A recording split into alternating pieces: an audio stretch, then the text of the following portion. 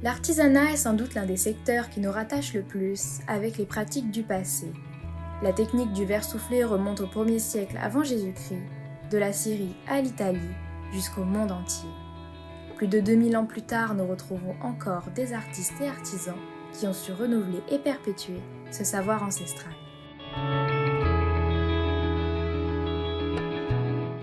Derrière nos objets les plus communs et les pièces uniques qui décorent nos intérieurs se cachent des hommes, des femmes, des artistes et techniciens qui manient l'art du verre sur le bout des doigts. Nous allons plonger dans l'atelier de ces artisans du verre et découvrir le secret de leur métier.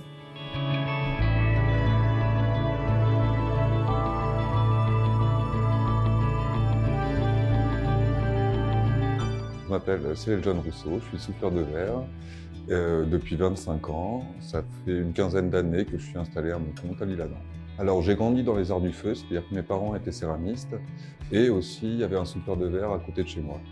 Donc à l'époque où je cherchais à faire ce que je voulais dans la vie, je me suis dirigé vers le verre. Une fois que j'ai essayé, je savais que c'était ça que je voulais faire. Je voulais surtout pas faire un métier statique derrière un ordinateur. Moi j'avais besoin de bouger, j'avais besoin de créer, de faire quelque chose de concret. Et le verre, c'est génial parce qu'on a le résultat quasi instantanément. Et puis c'est un jeu avec en effet le feu, avec la matière qu'on ne peut pas toucher mais qu'on façonne quand même. Il y a la transparence, les couleurs, et puis toute la magie qu'il y a autour de ça. Donc là, je viens de prendre de la couleur. Alors ce qui est le plus intéressant dans mon métier, en effet, c'est le côté créatif. Quand je crée et ensuite que je mets en place une pièce, une nouvelle collection.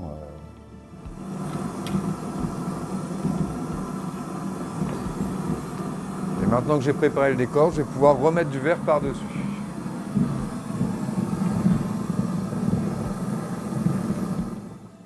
Alors, le verre, c'est une matière qui se travaille très vite. Donc la difficulté, c'est ça, c'est qu'il faut penser à tout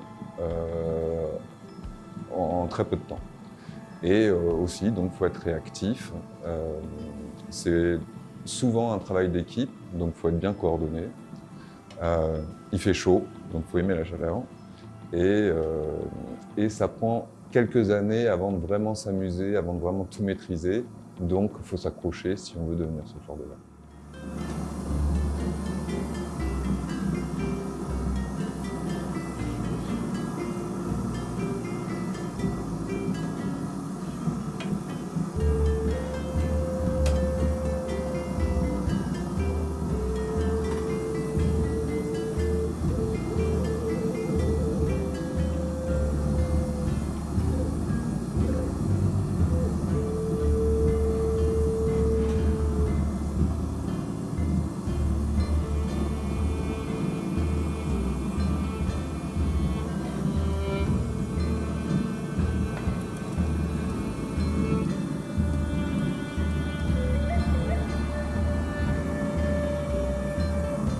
Vers toi.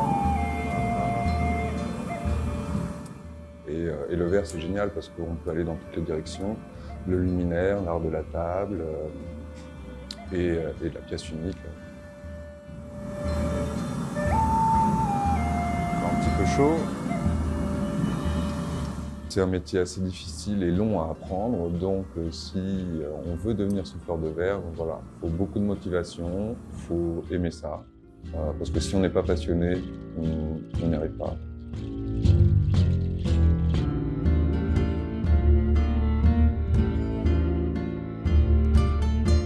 Je ne me lasse pas du verre, je regarde même des vidéos en permanence à chaque fois. Là, depuis l'Internet, c'est génial pour ça parce qu'on peut voir tout ce qui se passe dans le monde entier. Et donc il y a beaucoup plus d'échanges. À l'époque, on gardait tous nos petits secrets, on travaillait dans notre coin. Maintenant, on échange tout et ça, c'est génial. Alors, présente-nous ton atelier, qu'est-ce qui se cache ici, à quoi ça sert? Alors voilà, mon atelier se compose de 3 fours à peu près. J'ai mon four de fusion, c'est lui qui contient mon verre à l'état liquide. J'ai un creuset à l'intérieur où voilà, j'ai du verre transparent à l'état liquide. Ce verre transparent, je vais pouvoir le teinter à l'aide de verre qui lui-même a été teinté à l'aide d'oxyde métallique. Donc à partir de tout ça, je vais pouvoir façonner ma pièce à l'aide de ces outils qui sont les mêmes depuis 2000 ans. Hein. Et ensuite, quand j'ai terminé ma pièce, je vais la repasser dans un four à 550 degrés afin qu'elle redescende tout doucement en température. Ok. Et donc c'est quoi ces outils qui existent depuis 2000 ans et qui... Alors j'ai besoin de petites pincettes pour façonner le verre, les tirer et tout. On a les fers à trancher. Tout simplement un papier journal où en fait la couche de carbone qui se crée plus le nuage de vapeur, parce que le journal est mouillé, permet de glisser sur le verre sans le tacher. Et après il y a des pincettes, des ciseaux. Vu que le verre se travaille très vite, il n'y en a pas 36 000. On utilise les mêmes outils pour plusieurs manipulations. Donc voilà, on a deux sortes de cannes, des cannes pleines, où là on va faire du verre massif, et les cannes creuses, là où on va pouvoir souffler le verre afin d'y faire des verres.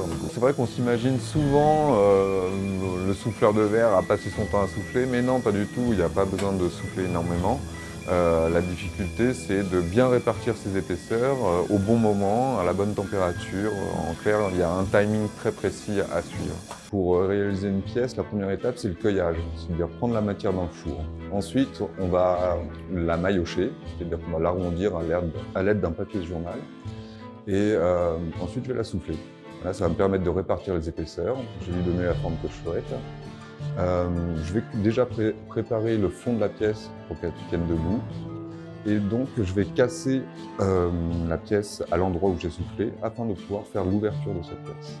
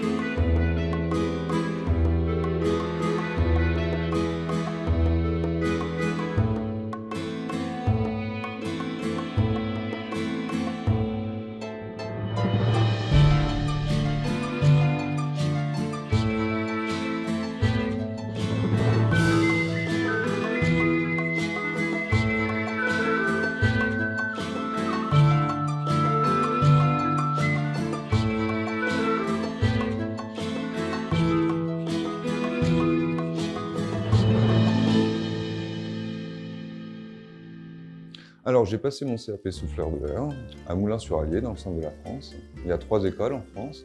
Il y en a 2 dans l'Est et une dans le centre. Et ensuite, je suis parti travailler 1 an en Angleterre. Je suis parti dans les Pays de la Loire, dans le Vaucluse, jusqu'à ce que je trouve un local à l'Isle-Adam, dans le 95. Finalement, on apprend le métier de souffleur de verre en travaillant, c'est ça. C'est pas à l'école qu'on apprend. C'est vraiment en passant 8 heures par jour à travailler pour d'autres souffleurs de verre qui, eux, ont 20 ans d'expérience. Je propose aussi de venir faire des stages où c'est une initiation, on va s'amuser avec le verre. Je suis à côté pour faire en sorte qu'on arrive à un résultat plutôt sympa et on découvre le travail du verre ensemble.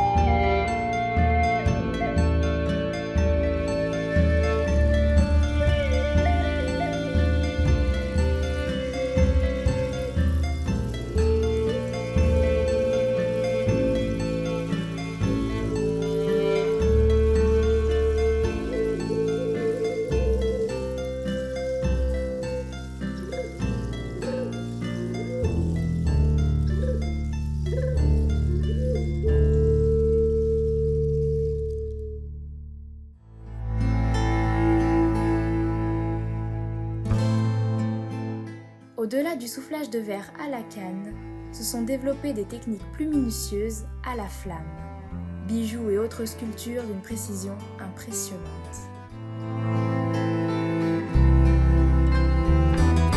Je m'appelle Floriane Lataille et donc je suis perlière et verrier à la flamme. Je travaille le verre pour réaliser à la fois des perles et des petites sculptures. Je suis allée vers le verre d'abord dans le vitrail. J'ai voulu faire un stage en vitrail pour voir comment ça se passait. Et la mise en œuvre m'a pas plu du tout parce que c'est beaucoup d'ajustage, ça demande beaucoup de mesures, de précision. Alors je peux pas dire qu'il n'y a pas de précision dans le métier que je fais actuellement, mais par contre il n'y a pas de mesure à faire. Peut-être un blocage sur les chiffres. et donc petit à petit je me suis dit la matière me plaît, j'aime la transparence, j'aime la couleur, mais qu'est-ce qu'il y a d'autre comme métier dans le monde du verre? J'ai voulu faire un stage chez un souffleur de verre et puis à hasard de la vie, en fait il était souffleur de verre au chalumeau. Donc j'ai découvert le travail du chalumeau que je connaissais absolument pas et j'ai adoré.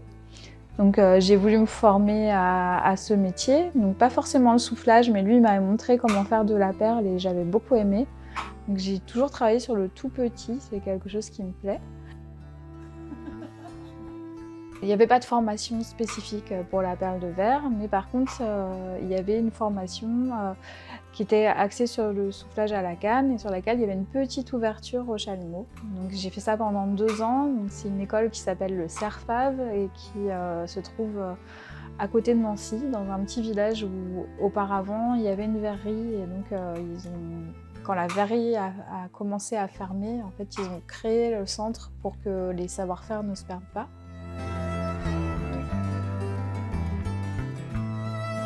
Moi, je voulais pouvoir avoir un atelier que je puisse emmener partout, qui soit pas trop lourd,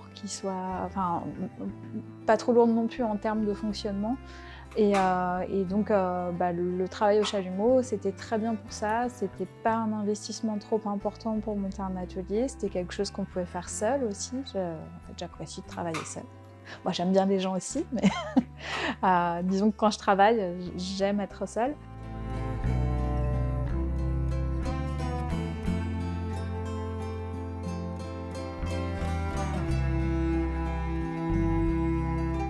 Puis après, du coup, je suis allée d'atelier en atelier, j'ai participé à beaucoup d'événements de verrier et donc j'ai commencé à apprendre les techniques comme ça sur le tas.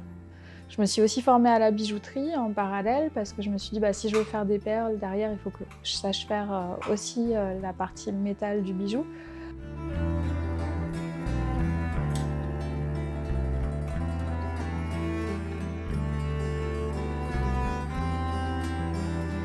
Ce que j'aime dans le verre, c'est qu'on est plus dans l'idée de dompter une matière, c'est-à-dire qu'il va falloir qu'on l'amène là où on veut, mais il ne faut pas qu'elle soit au courant. En gros, on y va très doucement, on ne peut pas forcer cette matière, il faut vraiment petit à petit, par des chemins détournés, l'amener à ce qu'on veut qu'elle fasse. Et j'aime bien cette idée-là de la lenteur et de la douceur avec laquelle il faut qu'on travaille. Alors, c'est la lenteur dans le sens où on a des gestes assez lents. Par contre, on travaille sur des laps de temps plutôt courts. On passe rarement plus d'1 heure sur une pièce, voire même pour la perle, on est plutôt sur un quart d'heure.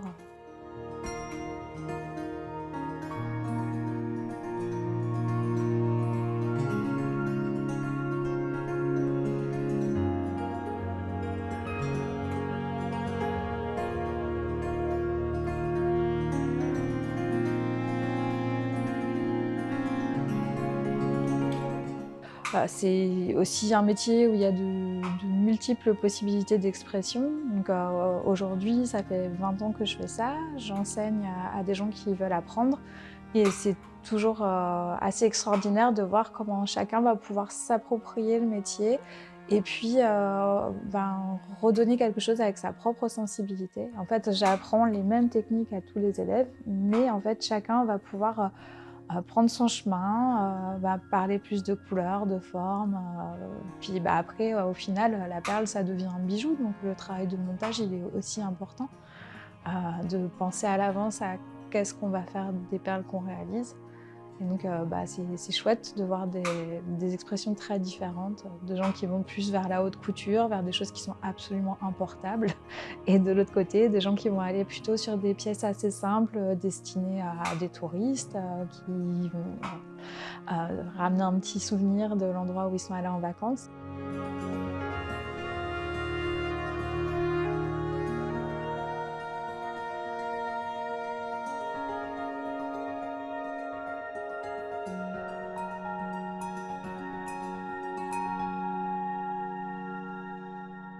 Donc là ici, le chalumeau, il fonctionne avec donc du gaz.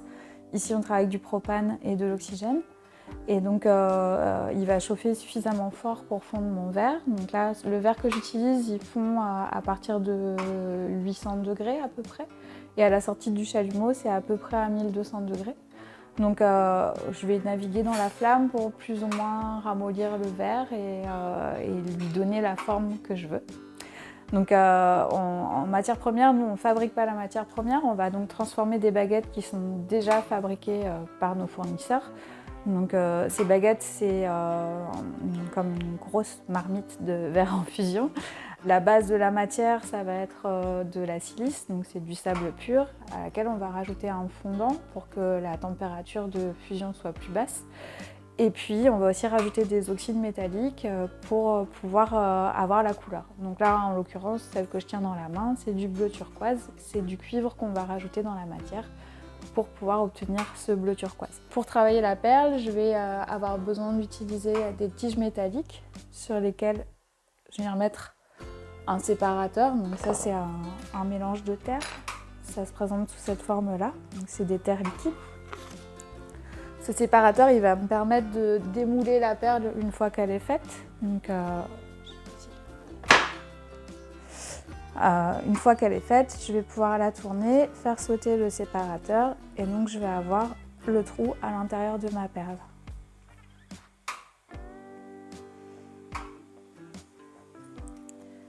Et donc quand je fabrique tout ça, une fois que j'ai terminé donc, dans la flamme, je suis à peu près à 600-700 degrés. Donc je vais avoir besoin de garder un peu de calories parce que si je laisse refroidir ma perle à l'air libre, le choc thermique va être trop important et donc du coup la perle risque de casser.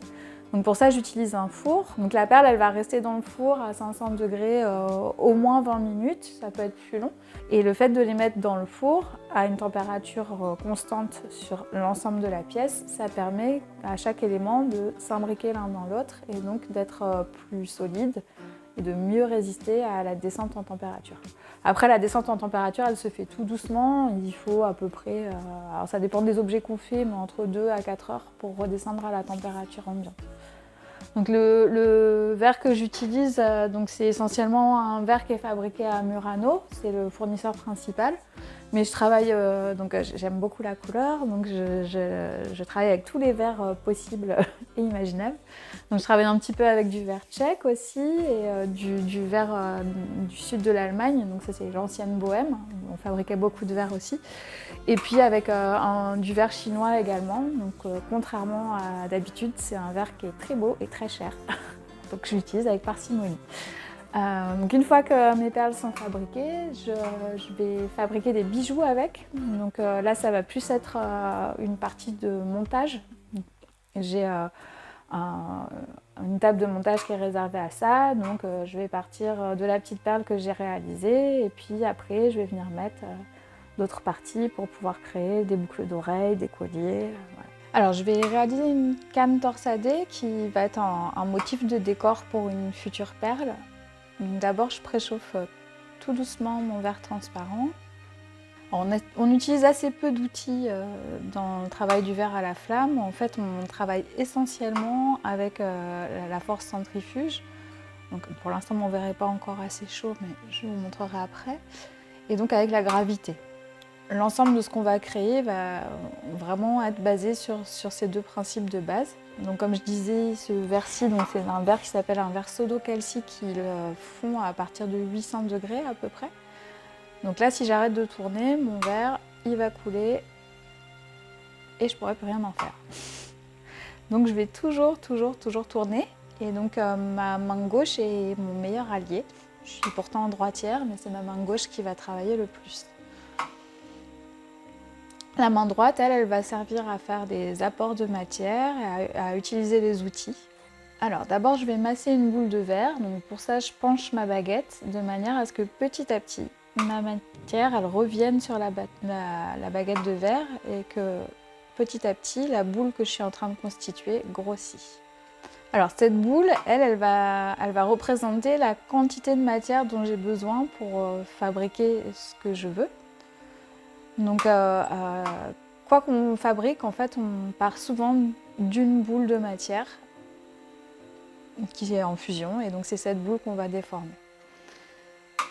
Alors là, je vais utiliser un outil métallique qui va me permettre de changer mon axe de travail. Donc je vais fusionner, donc on appelle ça un mandrin, mon mandrin de métal, de manière à ce que il colle au verre.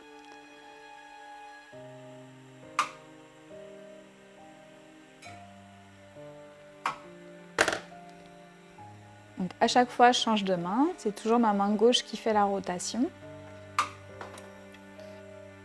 Alors le verre n'est pas conducteur, donc on ne se brûle pas les doigts.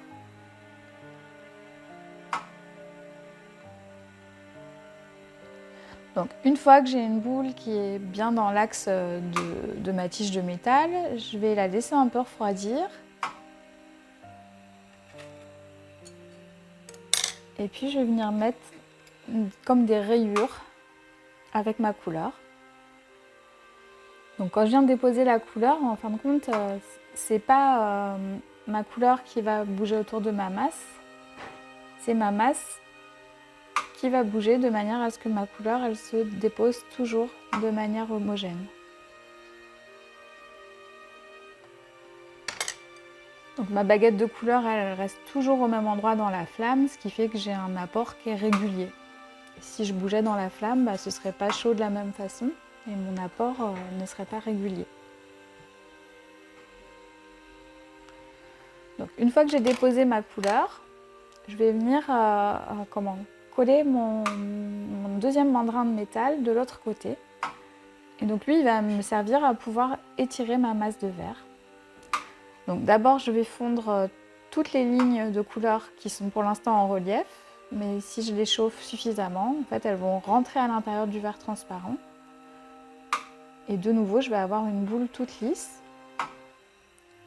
Donc là, la main gauche et la main droite vont devoir travailler de concert. Il faut qu'elles tournent à la même vitesse régulièrement de chaque côté pour éviter de vriller les lignes pour l'instant. Je vais les vriller, mais plus tard, en dehors de la flamme, de manière à vraiment maîtriser ce qui se passe au milieu sur ma boule de verre. Et quand je vois que l'ensemble de la boule répond bien, je vais pouvoir sortir de la flamme et commencer à torsader, un petit peu comme de la guimauve, mes couleurs et mon verre transparent. Donc j'ai d'abord une seule main qui tourne et puis les deux dans des sens contradictoires. Et donc là, j'ai créé un motif de décor qu'ensuite je pourrais mettre dans des perles. Donc, je vais vous montrer un petit peu ce que ça peut donner. Alors, je vais le laisser refroidir. Alors ça, j'ai pas besoin de le mettre dans le four. Comme c'est pas très épais, ça nécessite pas d'être cuit immédiatement. Donc après, au final, je vais utiliser mes torsades pour pouvoir créer ce type de perles. Donc je vais enrouler la torsade sur elle-même, prise entre plusieurs couches de transparent, de manière à créer un motif de résille à l'intérieur d'une perle.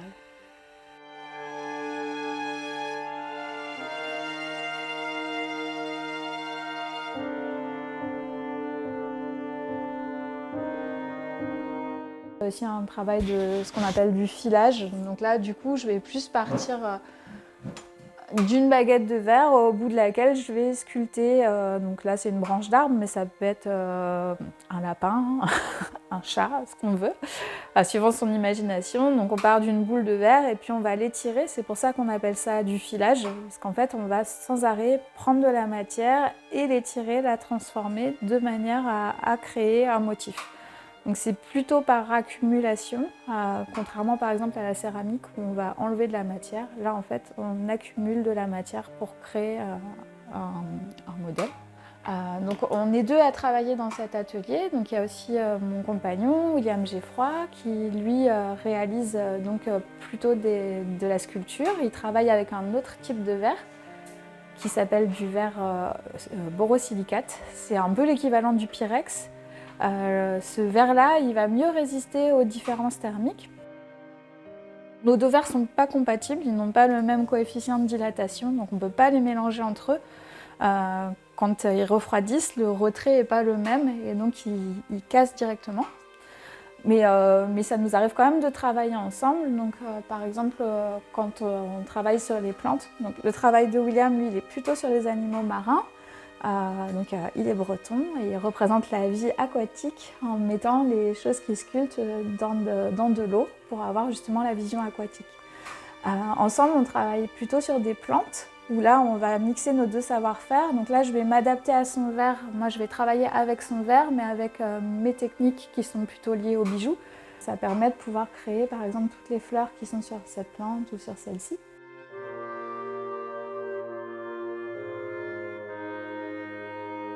L'inspiration pour les perles, elle est multiple. En fait, alors, j'aime bien faire des perles qui reprennent les motifs anciens. Donc, les premières perles de verre, c'est 2000 ans avant Jésus-Christ, en Mésopotamie. Et puis, au cours des siècles, on a continué à faire de la perle avec des fois des interruptions, puis ça reprend. Et en fait, donc les motifs qui étaient faits pendant l'Antiquité, on continue toujours à les faire aujourd'hui.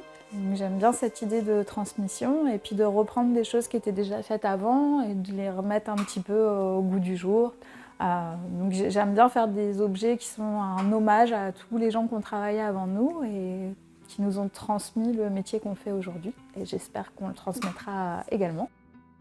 Il y a des projets de numérisation des gestes des artisans. Alors, je me pose un peu des questions dessus. Moi, je me dis que le meilleur moyen de transmettre, c'est quand même l'humain. Alors, je ne dis pas que c'est pas bien d'enregistrer tout ça, parce que c'est vrai qu'il y a des choses qui se perdent. Mais parfois, en fait, il faudrait peut-être aussi mettre plus de moyens dans la transmission, dans justement la mise en avant de métiers comme ça qui ne sont pas hyper répandus, mais qui sont quand même des métiers qui ont traversé les âges. Donc, si on est toujours là, c'est que ça doit quand même avoir un intérêt pour la société. Et donc oui, effectivement, je pense que le rapport humain est plus important et c'est vraiment le fait de rencontrer des gens physiquement, en fait, d'échanger avec eux qui va faire que petit à petit, on va pouvoir se former. Le monde d'aujourd'hui est plongé dans l'ère du numérique, du virtuel et de l'intelligence artificielle, où tout devient remplaçable, simplifiable, et où bientôt les métiers n'auront plus de sens d'exister par nous, mais par les machines. Les métiers de l'artisanat, eux, sont encore hors de portée de cette révolution numérique. L'enjeu qui se présente alors aux milliards de générations à venir est de porter cet héritage le plus loin possible.